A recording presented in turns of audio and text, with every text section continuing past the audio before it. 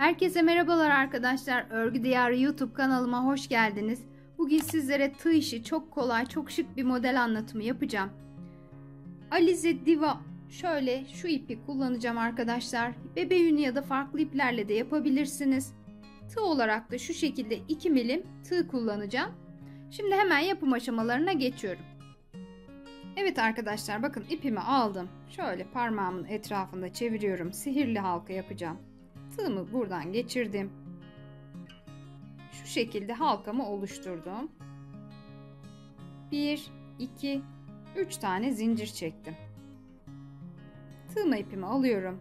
Oluşturduğum halkanın içinden 1, 2, 3. Üçlü trabzan yapıyorum arkadaşlar. Tekrar tığımı ipimi aldım. Yine üçlü trabzan. Tığımı ipimi alıyorum.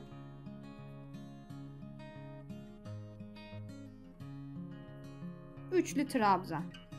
Bu şekilde toplamda zincirimle birlikte 16 tane üçlü trabzan yapacağım arkadaşlar. Şimdi ben hemen 16 trabzanımı tamamlayıp geliyorum arkadaşlar. Evet arkadaşlar, bakın 16 tane trabzanımı tamamladım. Şu halkamın ipini çekiyorum. Orta kısmını çekebildiğiniz kadar küçültelim. Şimdi burada şu 3. zincirimden tığımı geçiriyorum. Kaydırma yöntemiyle bakın bu şekilde kapattım. 1, 2, 3 tane zincir çektim. Tığımı ipimi aldım. Aynı noktadan zincirimin hemen dibinden tığımı geçirdim.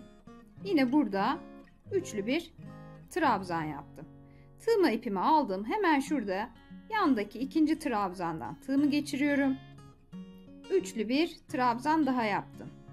Aynı noktadan bir trabzan daha yaptım. Her bir trabzanımın tepesine bu sırada 2 tane trabzan yapıyorum arkadaşlar. Bakın şöyle. Buraya 2 tane trabzan yapacağım. 1, 2. Bu şekilde toplamda 32 tane trabzanım olacak. Şimdi hemen bu kısmı da tamamlayıp geliyorum arkadaşlar. Evet arkadaşlar, bakın sıramı tamamladım. 32 tane trabzanımı yaptım. Şimdi yine burada bakın başlangıçta çektiğim 3 zincirin en tepesinden tığımı geçirdim. Burada şöyle yapacağım. Beyaz ipimi alıyorum. Şöyle içinden İkisinin birlikte geçiyorum. Mavi ipimi sıktım. Bir tane zincir çekiyorum. Ve yine zincirimin tepesinden şöyle tığımı geçiriyorum. Bir tane sık iğne yaptım. Bakın bu şekilde. Hemen yandaki trabzana geçiyorum.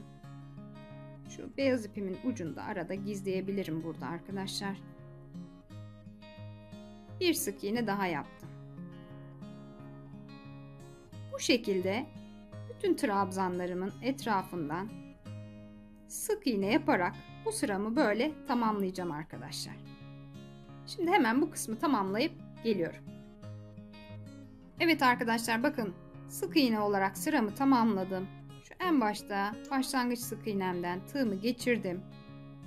Burada yine mavi ipimi alacağım. Bakın şu şekilde. Evet, şimdi burada 1, 2, 3 tane zincir çektim. Tığımı ipimi aldım.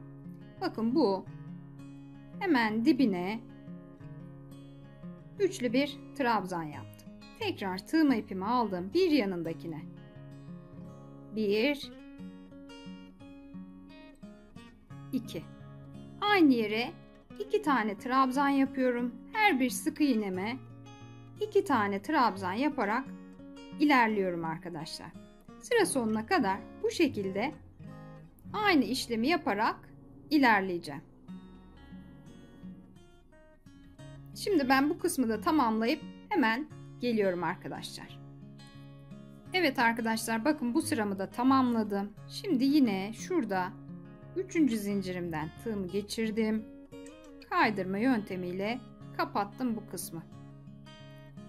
Şimdi burada 1, 2, 3, 4, 5 tane zincir çektim. Tığma ipimi alıyorum. Hemen şuradaki trabzanı atlayıp ikinciden yine üçlü bir trabzan yapıyorum. 1, 2 zincir, tığma ipimi aldım. Bir atladım ikinciden. Üçlü trabzanımı yapıyorum yine. 1, 2 zincir, tığma ipimi aldım. Bir atladım. İkinci trabzanımdan üçlü bir trabzan daha yaptım. 1, 2 zincir, bir atlıyorum ikinciden. Bu sıramı da sıra sonuna kadar bu şekilde ilerleteceğim. Şimdi ben hemen bu kısmı tamamlayıp geliyorum arkadaşlar. Evet arkadaşlar, bakın sıramı tamamladım. En son 2 zincirimi çekiyorum. Buradan 1, 2, 3. zincirden tığımı geçirdim. Kaydırma yöntemiyle kapattım. 1, 2, 3 tane zincir çektim. Tığma ipimi alıyorum. Şu boşluğumun içinden üçlü bir trabzan yaptım. Tekrar tığma ipimi aldım. Aynı boşluğun içinden üçlü bir trabzan daha yaptım. Tığma ipimi alıyorum. Ortaya 2 trabzan yaptım. Burada trabzanımın üzerine bir trabzan daha yaptım. 1, 2 zincir çekiyorum. Tığma ipimi alıyorum. Şuradaki boşluğu atlıyorum arkadaşlar. Trabzan tepesine üçlü bir trabzan. Tekrar tığma ipimi aldım. Buraya boşluğumun içine yine 2 tane trabzan yapıyorum. Toplamda 4 tane trabzanım oluyor. Tığma ipimi alıp bu kez trabzan tepesine. Orta boşluğuma 2 tane trabzan yapıyorum. Başta ve sonda 2 trabzan. 1, 2 zincir, tığma ipimi aldım. Şu boşluğumu atlıyorum. Ve burada trabzanımı yaptım. Tekrar boşluğuma 1, 2 tane trabzan ve geldim. Trabzan tepesine trabzanımı yaptım. Ortada 2 zincir. Bu sıramı bu şekilde sıra sonuna kadar tamamlayıp geliyorum arkadaşlar. Bir boşluk, bir tanesi trabzan. Evet arkadaşlar, bakın bu sıramı da bu şekilde tamamladım. Şimdi 2 zincir çektim. Bu başlangıçtaki zincirlerimden tığımı geçirdim. Kaydırma yöntemiyle kapattım. Şimdi burayı kapattıktan sonra hemen yandaki trabzanıma geçtim. Kaydırma yöntemiyle ipimi bu şekilde şuradaki ortadaki boşluğa kadar şöyle kaydırdım arkadaşlar. 1, 2, 3 tane zincir çektim. Tığma ipimi alıyorum. Boşluğumun içine üçlü bir trabzan. Tekrar tığma ipimi aldım. 2, 3. Bakın zincirimle birlikte 4 tane olmuş oldu. 1, 2 tane zincir çektim arada. Tığma ipimi aldım. Aynı boşluğun içine, bakın şuraya yine 4 tane üçlü trabzan yapacağız arkadaşlar. Şöyle bir görüntüm oluşacak. Hiç zincir çekmeden tığma ipimi alıyorum. Bir sonraki boşluğumun içine geçiyorum. Ve yine burada 4 tane üçlü trabzanımı yapıyorum. 3, 4. Şimdi 1, 2 tane zincir çekiyorum. Tığma ipimi alıp yine aynı boşluğun içine 4 tane trabzanımı yapıyorum.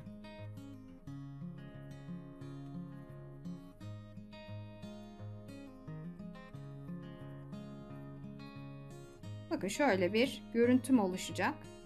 Tekrar tığma ipimi alıp hiç zincir çekmeden bir sonraki boşluğuma geçip yine aynı şekilde 4 trabzan, ortada 2 zincir ve yine buraya 4 tane trabzan yapıp bu şekilde sıramı ilerleteceğim arkadaşlar. Bakın şöyle göstereyim. Sıra sonuna kadar her boşluğuma bu şekilde 8 tane trabzan yaparak ilerleyeceğim. Şimdi ben hemen bu kısmı da tamamlayıp geliyorum. Evet arkadaşlar, bakın bu sıramı da bu şekilde sıra sonuna kadar tamamladım. Şimdi burada yine en baştaki zincirimden tığımı geçiriyorum. Kaydırma yöntemiyle kapatıyorum. 1, 2, 3, 4 tane zincir çektim. tığma ipimi aldım. Hemen dibindeki trabzandan tığımı geçirdim. Ve yine üçlü trabzanımı yaptım arkadaşlar. Şimdi bir zincir çektim. Tığma ipimi aldım. Hemen bir yanındaki trabzana geçtim. Yine üçlü trabzan. Bir zincir. Tığma ipimi alıyorum. Üçlü trabzan. Bir zincir. Ortaya geldim. Orta boşluğumdan tığımı geçirdim. Ve bir tane trabzanımı yine aynı şekilde yaptım. Bir zincir. Tığma ipimi alıyorum. Tekrar orta boşluğuma. Bir zincir. Ve yine tekrar orta boşluğuma 3 tane, bakın orta boşluğuma trabzan yaptım. Bir zincir çekiyorum. Hemen yanındaki trabzanın tepesinden yine trabzanımı yaptım. Tekrar bir zincir, bir yanındaki trabzana. Bir zincir arada ve tığma ipimi alıyorum. Bir sonraki trabzana. Bir zincir çektim. Hemen devam ediyorum. Bir zincir çekiyorum. Bakın şöyle ortaya 3 tane, onun dışında her bir trabzanın tepesine bir tane trabzan yapıyorum. Aralarda bir zincir. Bakın tekrar ortaya geldim. Bir zincirimi çektim. Burada yine 3 kez aynı işlemi yapacağım. 2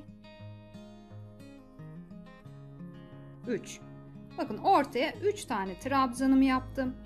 Bir zincir çekip hemen yanındaki trabzandan devam ediyorum. Bu şekilde sıramı sonuna kadar tamamlayacağım arkadaşlar. Sonrasında son sıramızı yapıp modelimizi tamamlayacağız. Şimdi ben hemen bu kısmı tamamlayıp geliyorum arkadaşlar. Evet arkadaşlar, bakın sıramın sonuna kadar aynı işlemleri yaparak ilerledim. Ve sıramı bitirdim. Buradan 3. zincirimden tığımı geçiriyorum. Kaydırma yöntemiyle şu şekilde kapattım. Bir zincir çektim ve mavi ipimi burada kesiyorum. Evet arkadaşlar, beyaz ipimi aldım. Bakın burada şu son ilk baştaki zincirimin hemen şöyle kenarından tığımı geçirdim. Şöyle ipimi buraya sabitliyorum. Şu şekilde ucunu da geçireyim. 1 2 3 tane zincir çektim. Şöyle ipimin ucunu çekiyorum. Hemen şu yandaki boşluktan tığımı geçireceğim. Sık iğne ile kapatıyorum. 1 2 3 zincir. Hemen bir yandaki boşluğuma geçiyorum ve sık iğne ile kapatıyorum. 1 2 3 zincir. Bir yandaki boşluğumdan 1 2 3 zincir.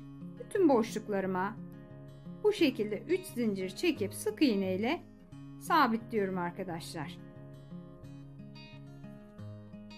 Sıramın sonuna kadar böyle düz devam etmeyeceğim. Şimdi modelimin püf noktası bu kısımda arkadaşlar.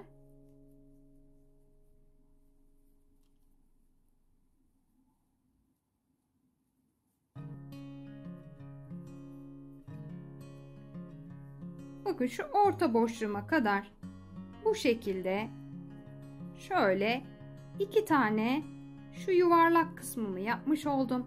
Tam burada orta boşluğuma geldim. Sık iğneyi yaptıktan sonra hiç zincir çekmeden tığımı çıkardım ve geliyorum şu baştaki yuvarlağımın tam ortasına.